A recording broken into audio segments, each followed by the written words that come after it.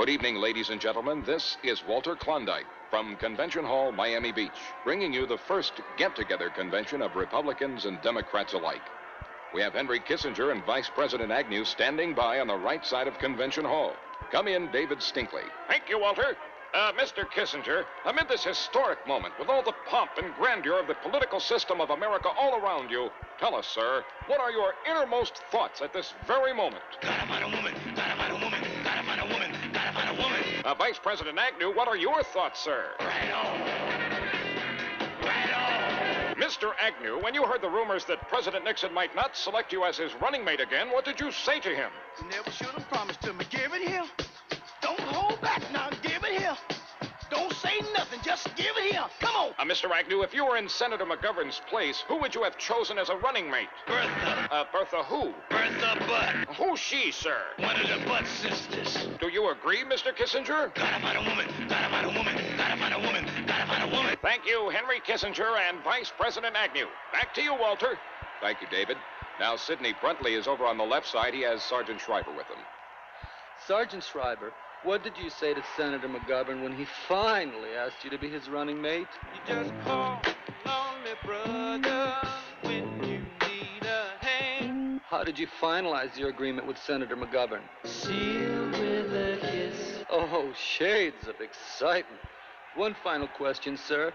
What kind of offer did Senator McGovern make you? He made me an offer I couldn't refuse. Sidney, forgive me, but our roving reporter, Larry Reasoning, has Martha Mitchell on the microphone. Take it away, Larry Reasoning. Mrs. Mitchell, would you like to talk to our listeners? I'll suck it to you, Daddy. Now that your husband has resigned from politics, how do you feel, ma'am? I'm the happiest girl in the whole USA. Mrs. Mitchell, your complaint was that your husband didn't have any time to spend with you. Now that you are alone, ma'am, what do you talk about?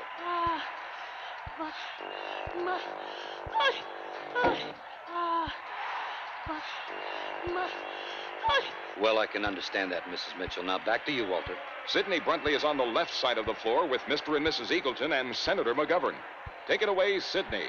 Thank you, Walter. Senator McGovern, how did you feel when you and Senator Eagleton first separated, sir? Alone again, naturally. Oh, yes.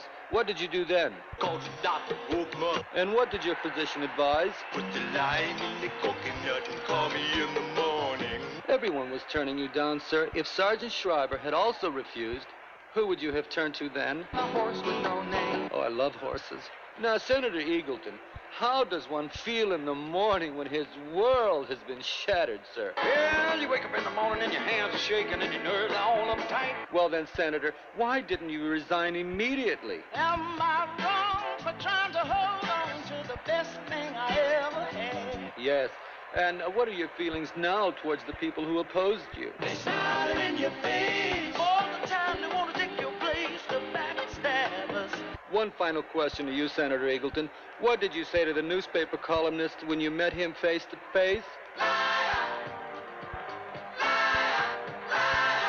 Senator McGovern, what are your feelings on that, sir? How can a loser ever win? Mrs. Eagleton, would you like to answer him? Who do you think you are, Mr. Big Stop? Who do you think will vote for Senator McGovern now that your husband is out? Ma'am, do you think you could have done more for your husband during those trying times? I know it's not my fault. I did my best. Thank you very much. Now back to you, Walter. There's a commotion on the left side of the floor. We've got Senator Kennedy standing with Jane Rhonda. Take it away, David Stinkley.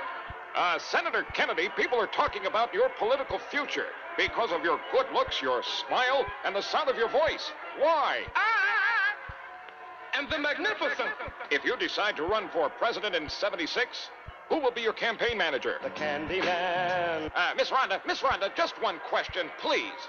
What do you think of President Nixon? I don't know how to love him. Thank you, Miss Rhonda. Mr. Kissinger, what are you doing all the way over here on this side of the hall? Gotta find a woman, gotta find a woman, gotta find a woman, gotta find a woman. That's it from here, Walter. Thank you, David. Thank you, Sidney. Thank you, Larry. Thank you, America. We now return you to your local stations.